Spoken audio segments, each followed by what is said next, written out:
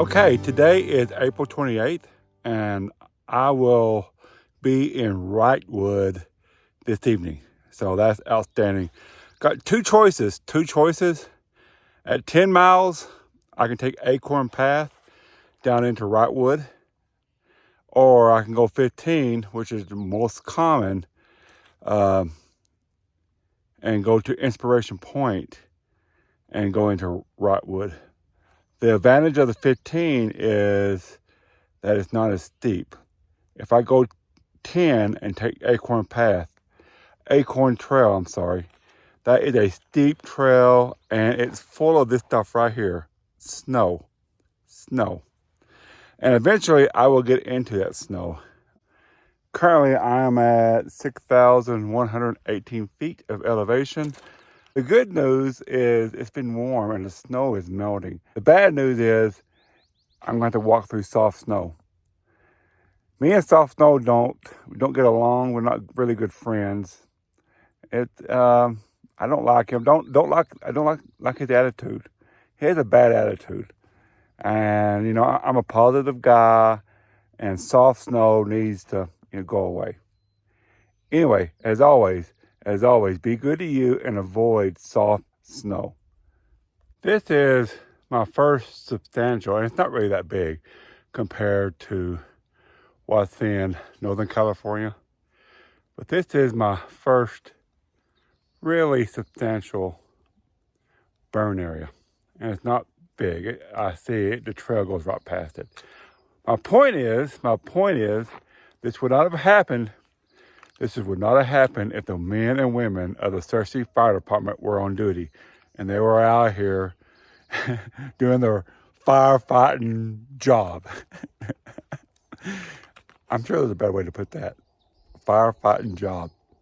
Doing their firefighting duties, doing their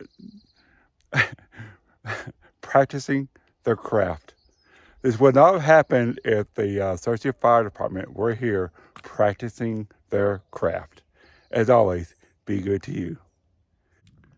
When I come to these wide open sections of the trail, I was about to say wide open spaces, and the Dixie Chicks song came to my mind. Back on topic, when I come to these wide open areas, I try to find the trails to give a bit of recon on what's going to happen.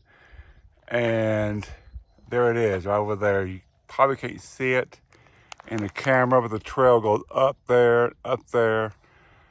And that mountain right there, the peak, the trail goes just to the right over there.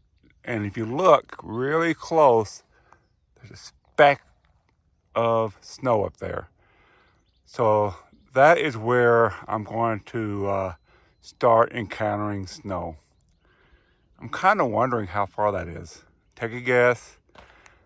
I'm going to say 2 miles. Anyway, as always, be good to you. Man, let's take a look at this for a second. Amazing. There's a mountain on the horizon. Over here, I'm going to move you around a little bit.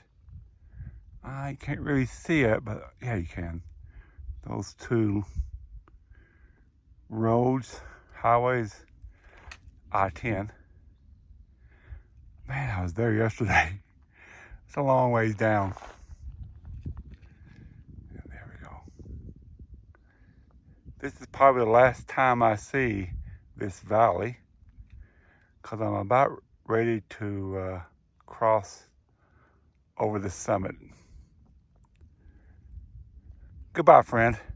As you can see, there is snow behind me, and it's kind of at my elevation, which is almost 7,000 feet, which tells me if I ever flip to a north side of a mountain, I would be dealing with this white stuff.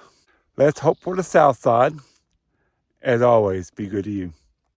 There's a rabbit that's been ahead of me for 1/4 of a mile.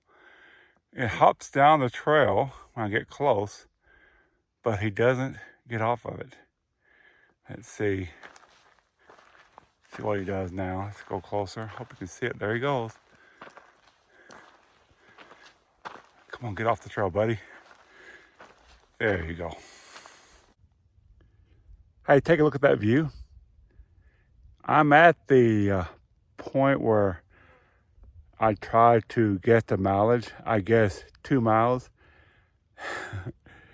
The answer is, drum roll, 1.95. So I was off by 0.05. That's accurate. I'm getting really good at this. Anyway, as always, be good to yourself. I take a early lunch between 10 and 11. If you look, I have a backpack explosion. My sleeping bag, some of the stuff I slept in. I got all my gear laid out and it's drying. So at night I get condensation. My down bag gets a little wet on the outside. And I want to dry that off as soon as possible. So I don't like taking an early breakfast and then stopping for a lunch. I combine them, have a brunch, and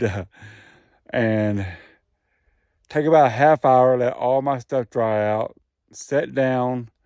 This side is special because right there is a stump I can sit on. And that makes it outstanding and an outstanding lunch. As always, be good to you. Here's the video to illustrate my point about the south side versus the north side of the mountain. That's the trail right there. That's facing the sun, the south side of the mountain. And over there, the north side. The vast difference. Eventually I will be in snow, but man, it sure is pretty. Pretty. It sure is pretty. Anyway, be good to you.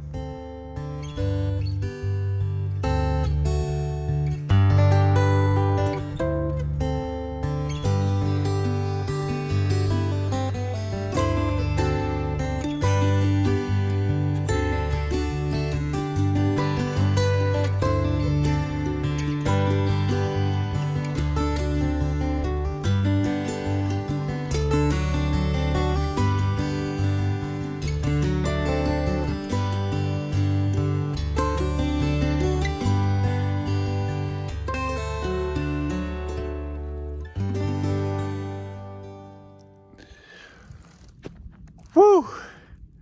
It's about 2 o'clock. The snow is soft. However, I'm not post holing.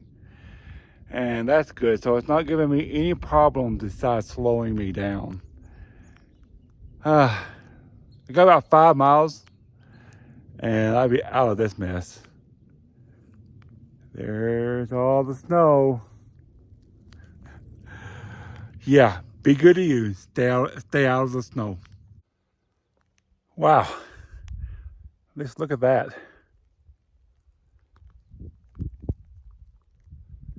I'm about 4.5 miles from Wrightwood. And yeah, the snow's bad, but man, it offers some fantastic views. As always, be good to you. This view gave me chills. Hang on. I'm going to spin you around so you capture, or so that you can see the full extent of the view. Okay, start with that mountain. I'm going to swing right.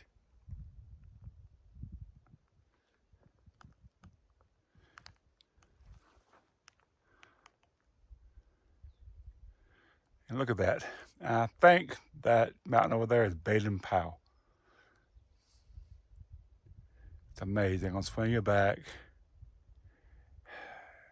You can't see it. Man, it's a nice valley down there.